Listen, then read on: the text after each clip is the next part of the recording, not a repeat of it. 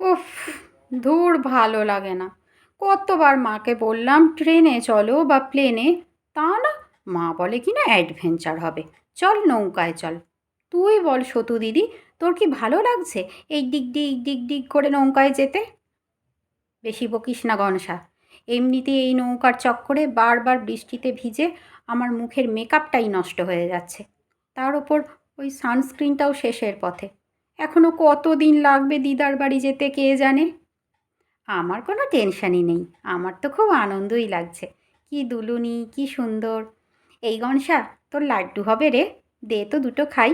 আমার সঙ্গে করে আনা চালগুলোর অর্ধেক তো তোর ইঁদুরটাই খেয়ে ফেলেছে। মালিকও যেমন তার বাহনও তেমন। এই লখাদি, ভালো হবে না বলছি। আমার ইঁদুর নিয়ে বেশি বকবি না। আমি তোকে আমার থেকে একটাও লাড্ডু দেবো না, যা। নিজের জিনিস সামলাতে পারে না, আবার আমার ইঁদুরের দোষ দিচ্ছে। ওই গনসা, খুব কথা হয়েছে না তোর? দে বলছি।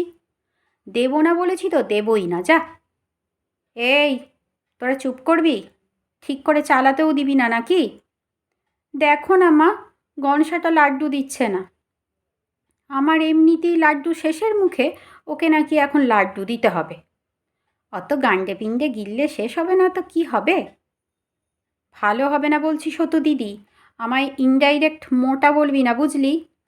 বারে, মোটাকে মোটা বললেই দোষ বল? ও মা, দেখো না।